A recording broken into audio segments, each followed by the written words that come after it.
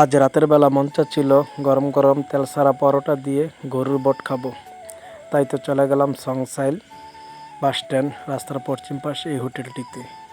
গিয়ে বললাম, ভাই ভালোভাবে পরোটাগুলো আমাদেরকে তেল সারা ভেজে দাও।